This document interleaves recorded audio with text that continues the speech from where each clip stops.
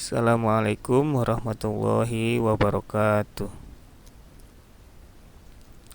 Alhamdulillah, wassalatu wassalamu ala rasulillah wa ala alihi wa ashabihi wa mawalah, amma ba'du. Santriwan santriwati STT Miftahul Ulum kelas 5. Pada video kali ini kita akan melanjutkan pembahasan memahami kandungan surat At-Tin. Pada video sebelumnya kita telah membahas sumpah-sumpah yang disebutkan dalam At-Tin. Di sana Allah pada ayat 1 sampai 3 bersumpah demi tempat-tempat diturunkannya wahyu. Kemarin pada video sebelumnya disebutkan ada negeri Syam, terutama Palestina, di mana di sana Nabi Ibrahim mendapatkan suhuf dan Nabi Isa mendapatkan atau diberi kitab Injil. Terus di sana juga disebutkan pada surat At-Tin awal tadi Bukit Sinai, Tur Sinai.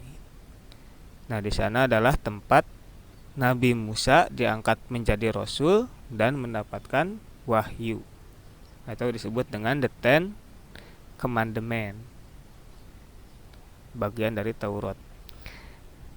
Dan yang terakhir kemarin dibahas wahazal baladil amin, demi negeri yang aman ini, yaitu kota Makkah, karena di sana Nabi Muhammad lahir, Nabi Muhammad diangkat menjadi nabi, dan Nabi Muhammad diberi wahyu pertama dan wahyu selanjutnya sebelum ke Madinah.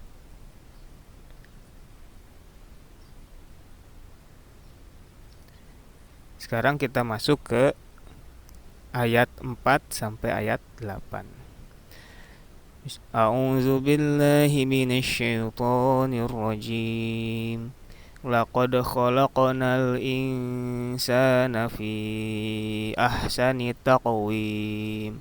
Tsumma radadnahu asfala safilin. Illal ladzina amanu wa 'amilus sholihati falahum ajrun ghairu mamnun. Fama yukazzibuka ba'du biddin.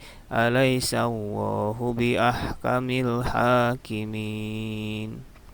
Artinya, sesungguhnya kami telah menciptakan manusia dalam bentuk yang sebaik-baiknya. Kemudian kami kembalikan dia ke tempat yang serendah-rendahnya, kecuali orang-orang yang beriman dan mengerjakan amal saleh. Maka bagi mereka pahala yang tiada putus-putusnya. Maka apakah yang menyebabkanmu mendustakan hari pembalasan sesudah adanya keterangan-keterangan itu? Bukankah Allah hakim yang paling adil? Yang pertama kita bahas adalah laqad khalaqnal insana fi ahsani taqwim. Nah, di sana menjelaskan tentang hebatnya penciptaan manusia. Allah menyebutkan bahwa manusia diciptakan dalam bentuk yang sebaik-baiknya, seindah-indahnya. Jadi enggak ada ya orang yang jelek. Jangan ngehina orang lain. Semua manusia itu sempurna. Ya minimal kan di mata orang tuanya atau di mata kekasihnya. Nah, manusia ini diciptakan terdiri dari 4 aspek, yaitu akal, jasmani, rohani, dan nafsu. Kita itu pasti punya akal, kita juga punya jasmani, kita punya rohani, kita juga pasti punya nafsu. Yang nggak punya akal ada ya, orang gila. Nah, orang gila atau ODGJ, orang dalam gangguan jiwa, itu akalnya lagi ditutup.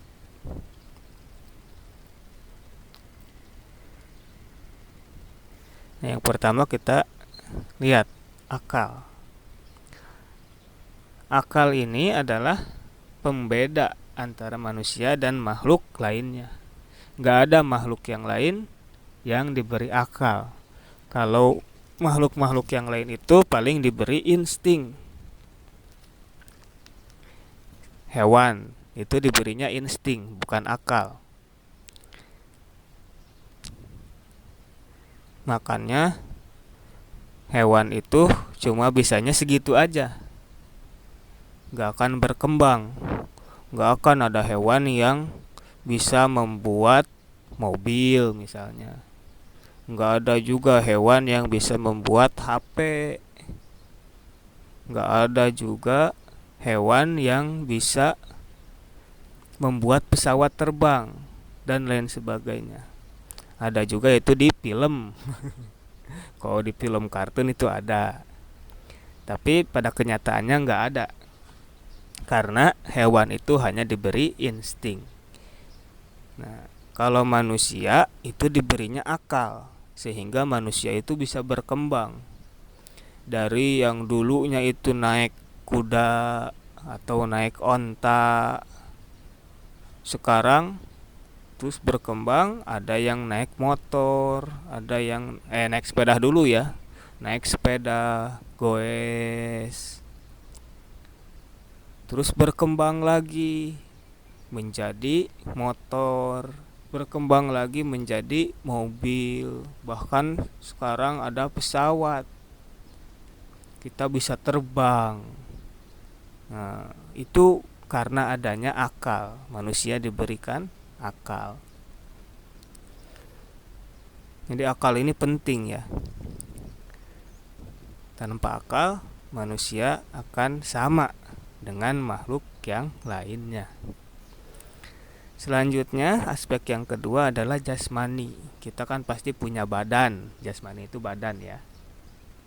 Badan kita dibentuk oleh Allah sedemikian rupa, sedemikian sempurnanya, berbeda dengan makhluk-makhluk yang lain. Kita bisa berdiri. Kalau hewan nggak ada yang bisa berdiri. Semuanya pasti membungkuk. Bahkan gorila juga kalau jalan kan bungkuk, enggak sambil berdiri. Kalau manusia cukup menggunakan dua kaki. Bahkan ada yang nggak punya kaki kan, seperti ular, itu nggak ada kakinya. Nah, manusia ini luar biasa diciptakan oleh Allah. Kalau hewan, ada yang hidup di air, berenang. Ada juga yang hidupnya cuma di darat. Ada juga hewan yang bisa manjat seperti monyet. Ada juga hewan yang terbang seperti burung. Nah, itu berbeda-beda hewannya. Tapi kalau manusia, satu orang itu bisa renang, bisa lari, bisa manjat, bahkan bisa terbang tadi kan pakai pesawat. Larinya juga bisa lebih cepat dari hewan yang paling cepat, pakai mobil atau pakai kapal jet, pesawat jet ya. Nah, itu luar biasa. Allah menciptakan tubuh kita. Terus kita bisa lihat, luar biasa Allah menciptakan hidung itu lubangnya di bawah, enggak di atas. Coba kalau lubangnya di atas, kalau hujan pasti air itu masuk ke hidung kita,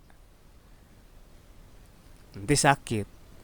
Nah, tapi oleh Allah diarahkan ke bawah bolongnya. lubang hidungnya. Juga Allah menciptakan jari. Nah, di jari itu ada sidik jarinya. Nah, sekarang kan HP itu dikuncinya pakai sidik jari. Nah, itu adalah tanda bahwa Allah menciptakan manusia itu dengan luar biasa ya. Lebih unggul dari makhluk-makhluk yang lain. Gak ada kan yang bisa buka HP orang lain tanpa ada sidik jari yang punyanya. Kecuali kalau emang udah dimasukin sidik jari dia ke HP itu. Nah, dan masih banyak lagi yang luar biasa. Nah, ini ada gambar nih. Bisa dilihat di sebelah kanan ya. Manusia. Nah, ini bentuk tubuh kita. Tuh ada ototnya, ada lambungnya, ada ginjalnya, paru-paru, usus, dan lain sebagainya ya. Nah, ini bentuk tulangnya. Ada tuh gambarnya. Tengkorak.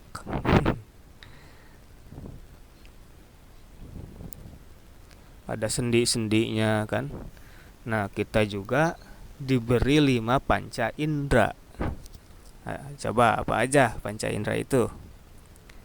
Ada indera penglihatan, indera pendengaran, indera penciuman, indera pengecap, dan indera peraba.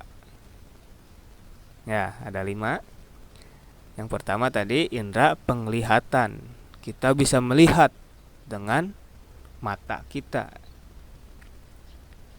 Nah, ada hewan yang punya mata tapi nggak bisa lihat. Apa coba? Ya, kelelawar ya. Kelelawar itu meskipun punya mata, tapi dia matanya itu lemah, nggak bisa lihat. Jadi dia mengandalkan indera yang kedua dari kita, yaitu indera pendengaran. Kalau manusia penglihatan ada, pendengaran juga ada. Kalau kelelawar tadi memang matanya ada, tapi yang digunakannya hanya pendengarannya saja. Kalau manusia dua-duanya digunakan. Pendengaran itu dengan telinga. Terus ada indera penciuman. Indera penciuman itu kita menggunakan hidung. Kita bisa menghirup. Oh, ini harum, harum mawar. Oh, ini harum melati. Oh, ini harum buah mangga. Oh, ini harum apa misalnya parfum dan lain sebagainya. Atau sebaliknya, oh ini mah bau sampah misalnya, atau yang lainnya. Nah, itu dengan indera penciuman kita menggunakan hidung.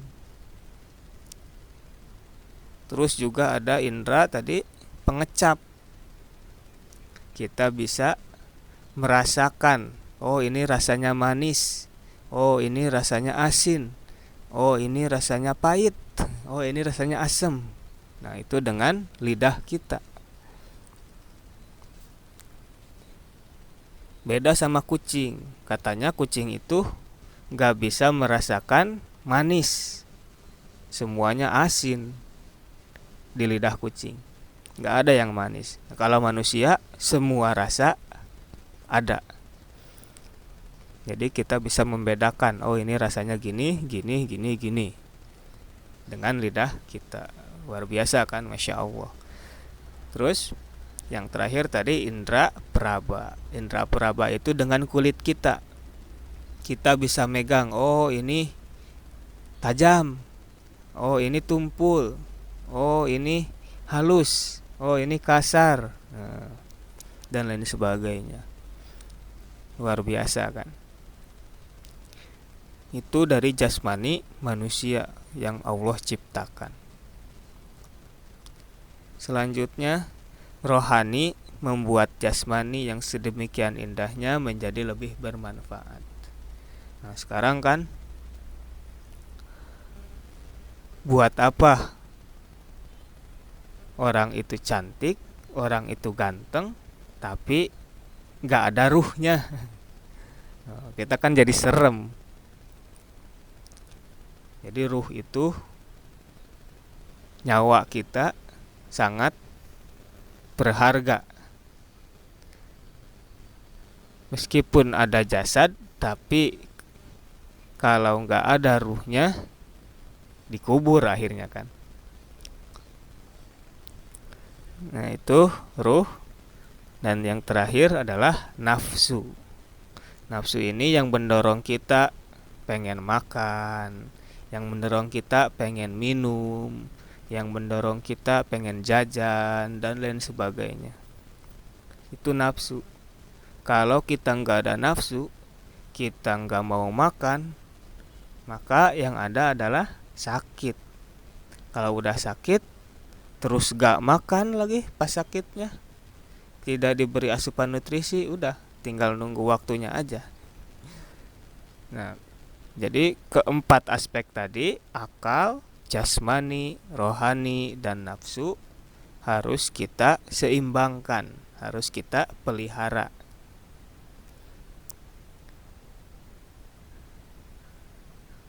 Karena kalau kita tidak memelihara empat aspek tersebut, kita akan menjadi orang yang rugi, orang yang hina. Nah, ternyata pembahasan ini panjang ya. Mungkin kita akan sambungkan ke video ketiga. Untuk video kedua ini dicukupkan sekian. Semoga ada manfaatnya ya. Semoga bisa dicerna. Subhanakallahumma wa bihamdika asyhadu an la ilaha illa anta astaghfiruka wa atubu ilaik. Wassalamualaikum warahmatullahi wabarakatuh.